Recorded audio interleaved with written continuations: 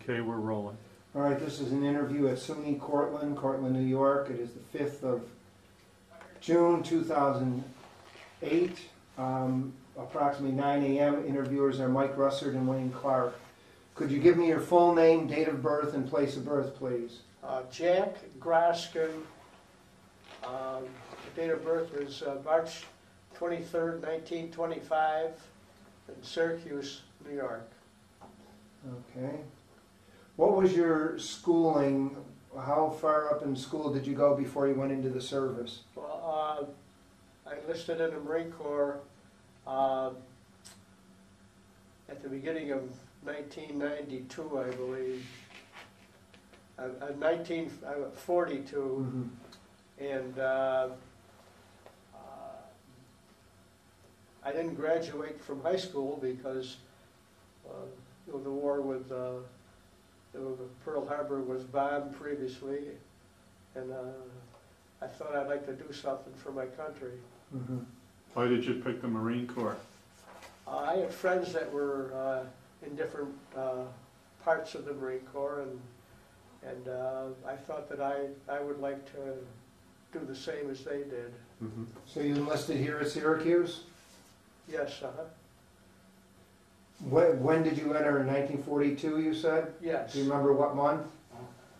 I think it was, I believe it might have been in the middle of the year or something. I just don't quite remember the month. Okay, that's okay. Did you enter here in Syracuse? Yes, Okay. So you were about 17 when you went in, right? Right. Did you have to get your parents' permission? My mother passed away when I was 4, and my father, he reluctantly, gave me his permission to go because I told him that I really wanted to go. And do you remember where you were when you heard about Pearl Harbor? yeah, I was selling the evening paper. It was about 9 o'clock at night, and I had a corner of Onondaga and Salina, and I used to sell 200 or 300 papers a night. And I always remembered when the movies got out at 11 o'clock, I was hollering extra Pearl Harbor bound, and they'd ask me where it is, and I didn't have the slightest idea. And that's where I was at that time. Do you remember how you felt when you heard about this? I didn't have any feelings at all. I didn't. I just didn't have any feelings, but I knew it was a good, when you were hollering extra and I was selling papers, and at that time I was happy to do that. Yeah. Where did you go for your basic training? I went to Parris Island in the South Carolina, and I spent 3 months there. Was this the first time you were ever away from home? Yes. How did you feel while you were there? Well, I felt really great because I wanted to get away from my 2 sisters that were bringing me up. So I really had, that fall I played football for Central High School, and I basically sort of enjoyed Parris Island because of the training and the discipline, and that's what I needed, and I got that. I remember the first day we all fell out. There was about 30 in our platoon, and we had the drill instructor walk up and down, and he had one of those scout hats, and he had a swagger stick, and he walked up and down the line and looked at everybody, and you were standing at attention. And I'll never forget this. He says, there's 2 ways of doing things. And then he'd hesitate and walk up and down again, and he'd say, your way and my way. And your way is the wrong way. And that set the tone, Okay, how long were you at Parris Island? We spent 3 months there in training and the whole thing. Actually, now that I look back and think about it, it was like training, well, you were training for a war, what you were doing, actually doing. And it was, when you're that age and you're learning and you're motivated, Did you think you were trained enough for what the combat you met? Eventually? Yes, because previous to Iwo Jima, we had veterans that were on Guadalcanal, and they experienced a lot of things, and that was a great help to us. Of course, the difference of fighting, was completely different, and I had very good experiences at Parris Island. Now, did you go on to any advanced training after that? No, that's what I was sort of disappointed, because they sent me to do guard duty at Norfolk, Virginia, at the Naval Air Station. And I was constantly griping. I said I didn't want to go here. I wanted to go join some division. And I remember this captain says, "Well, your time will come." And little did I know, it did come. Eventually, I left Norfolk and went to Camp Pendleton in California, and we actually in San Diego, where Camp Pendleton is right near there. Now, when was that? That was in, I think it was at the end of 1942. And then they put me in a 4th Marine Division, and they were just getting back from Saipan and Tinian, and then we were training there for quite a while, and then we got aboard ship, I think, which was in 1995. I'm just getting confused on the dates, but I got it. 1945. 1945. And we were training to go to for combat. We didn't know where we were going up until about 2 days before. And they told me they told our I was aboard ship there. And they were talking to us, trying to brief us. They said that it's a very small island. It's 5 by 7, and the most you should be there is about 4 days, because they explained to us that the bombers, the fighter pilots, when they were coming back from Japan, they'd drop their loads there, and they did that, which it's hard to believe, for 72 days previously, and everything was the furthest from the truth, because they didn't hit anything, because the Japanese were dug in to caves, and they just didn't do hardly any damage, so to speak. And so we were quite surprised. The biggest surprise we got was when we were at, we got there about 8 o'clock, and then we started, our ships were lining up, so the Japanese knew where we were going to hit. There was no problem. And at 9 o'clock, we were brought ashore, and we were there on shore about 15 minutes. Now, were you on the first wave? Yes, that was the first wave. Which beach did you land? We landed on Yellow Beach 2. That was assigned to our 2nd Battalion, the 23rd Marines, actually. Now, you went in amphibious tractors? Yes. Yes. Was there any opposition at all when you went ashore? No, everything was just fine. For us and the other, and there was the 5th Division also hit, and we were just getting organized, and we were supposed to take the airfield. The first day was above the beach, and then all hell broke loose, and I mean really broke loose. We couldn't do anything. Iwo Jima, the terrain there was volcano ash, and when you had your backpacks on and you're carrying your gun, and you just sunk in, and it was, so we got rid of some things, and I have a picture that was taken of all of it. I mean, of the Marines with their heads buried, because we had no place to go, and we were disorganized, and people were getting killed, and it just, it was a good, I say it was a good experience, but I mean, that was reality. I mean, you weren't training. I mean, you were right in there, and that happened. We had to lay there at least 5 or 6 hours, because we didn't leave the beach till the next day, and then we started to move ahead and roll to the end of the island, which actually took about 25 days for us to complete, but there were others that came in that mopped up, but but we were part of the assault troops, and we just kept driving forward and taking casualties. And I think the records vary on how many men were killed, from anywhere from 5,000 to 6,000 killed, and the casualties, they ran about 20,000, 21,000, and when you, I'll never forget that. I actually dream of that most all the time, and I think about it. It never left my mind. Now, when you went ashore, was your goal towards Suribachi or the other end of the island? No, we were right at basically the middle. Suribachi was on our left, okay, and we had nothing to do with that. I mean, okay.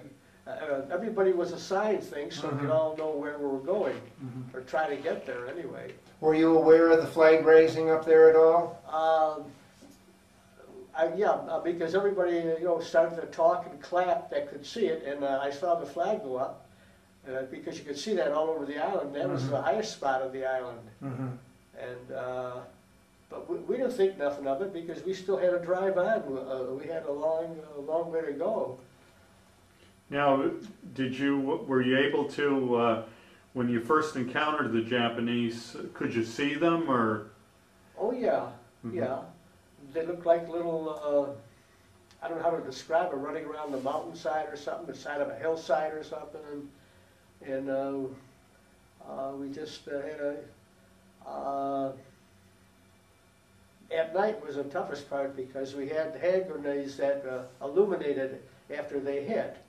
And somebody would holler because they like to infiltrate our front line there, and so somebody would holler, and we were in foxholes, 2 men in each hole, and I remember distinctly that somebody would holler that gook or something coming through, and we'd shoot our hand grenade.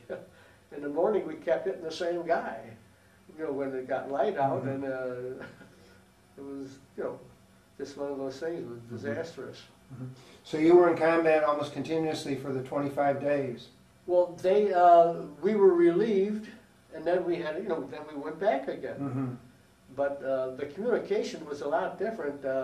We had somebody like a runner that went from foxhole to foxhole with our company there, to say what time we're going to be shoving off. They'd get the word from headquarters or something, but we had at that time, in 1945, we didn't have the communication things that we have today, and that was it. I remember one of the things, they always tell you what they're going to do. They said that we were going to be the first on and the first off, and we were. They kept their word. They took us off when we got to the end of the island, which, like I say, was about 23, 25 days. Did you have, where you had to clear caves out where you were? Well, we just kept moving, but the people in the Marines and other waves, took care of a lot of the mopping up. Oh, so you bypassed some of these caves and so on. Our main goal was to keep going from one end to the other, which was, that was our main goal. We didn't have to watch our backs too much, like the Marines in Iraq and places there really have it tough. We thought we had it tough, but they had it tougher than us. Were you wounded at all? No, I wasn't scratched. It's actually a miracle that I wasn't, and I was right with them. Occasionally somebody would wander off and get lost or whatever, but I mean that's. Then we had replacements, because we were getting thin, And Did you lose many men in your unit? In your company? Most likely, yeah. In our company, I don't know the percentage, but it must have been pretty close to half. But then again, they kept bringing in reserves, to fill in the holes that were left there, and there were a lot of them. Was there ever a time you went without food, or were you always supplied with food and ammunition and so on? How were you resupplied? Well, when we take a break, and the food that we had were K rations, and I didn't like the Spam that they had, so I used to trade off and have cheese. And I don't remember too much about the foods, or I had other interviews at different times where they said, did you shave, how'd you go to the bathroom, and I used to talk to high school seniors. And I'm just very appreciative, and I'm thankful. Now, were you ever able to clean yourself at all in the whole 20-some days? Nothing. Now, were you ever given any pills to keep you going? There were some units, I know, on Tarawa that were given uppers to keep going. No. Nothing. No, the only thing we did was, before we got into combat, they gave us a lot of shots, you know. Any problems with tropical diseases like jungle rot or malaria or anything like that? Nothing. Now, you have a photograph. If you hold your magazine just like this in front of you, Wayne can focus on just that picture at the bottom. Now, what is that a photograph of, if you describe it for us? Oh, that was taken, I believe, about maybe the 8th or 9th day. I'm not quite clear on that. And we were pulling up, and then we stopped to get organized again. And I was facing one direction, and the combat photographer was over on my left, and he says, "Turn around." And as I turned around, I knelt, you know, and the picture that he took was of me standing near a Jap that was just hit by mortar in the chest, and his chest was blown open. So that's you, or your hand is almost pointing to yourself Yes. in the corner, the left corner. Okay, and the Japanese is down in front of you. Yes. All right, so this was about D+9, you said? Yeah, something in that area. I'm just not sure. And what happened after we got back aboard ship? Okay, you can put it drop down that. now. I mean, You can put it down now. he asked around and he located, who was on the assault troops, and so on. And he finally tracked me down. And he met me, he says, "Now, I don't know if this is your picture or not, but I got the negative, and if it's not, you just throw it away." And so this was about 5 years after I got out of service, and I was looking through things that I used to send home. And I went down and I had to a camera shop, and the picture was that one that you see on here in the 50th edition. So you had the original negative to that, or? I think I do. Someone else asked me that at one time, but I think I do. I've had large pictures made of this here, more clear than the magazine. They were enhanced a lot better. Now, when you went back aboard ship, where did you go from there? We went back to Maui, Hawaii. That's where we trained originally. And we were training to go to Japan. In fact, I was asked to start learning Japanese, and they gave me a book, But just thank God that we never had to go when they dropped the atomic bomb in August of 1945. Now, how did you feel when you heard about that? Well, how did your unit feel when they heard about that? Well, we were very happy because, actually, so basically the war was over. And most of us just wanted to get out. I know they said that they'd give me a rating, I think, of sergeant if I stood on for another 4 years. But I just wanted to get out. Now, what rank were you when you left the service? Corporal. Okay. Now, let me just go back to Iwo. Sure. When you were there and you encountered the Japanese, did you ever take any prisoners, or? No, I read a book about that where they took prisoners, but I don't remember taking any of them. I don't say they weren't taken, but my company we just went forward. We didn't. Yeah. I don't know what happened. That could have been. Well, I got ideas, but I'd rather not. Okay. The main ideas that I have was, as I look back now, on the day we invaded it, and we were getting shot up. When we couldn't even get off the beach, they kept sending troops in. So finally someone must have smartened up and says, we better not send any more men in. Because the more troops and more concentrated that we were, that's where a good share of the casualties were. Because anything they threw at us, somebody would be a casualty, or I don't know how many. And the cries I remember when guys that were hit yelling for corpsmen. And the memory really stays with me, but I handle it a lot more now than I did because of my exercise and running. And Now, when were you discharged? In February, I believe, February 16th, 1945, or 46. 46. I'm sorry, yeah. All right. After you left the service, did you ever use the GI Bill? No. No. Did you join any veterans organizations at all? No. You still aren't a member of any, like VFW or anything, or Marine Corps League or anything? I just didn't care. I just wanted to wait.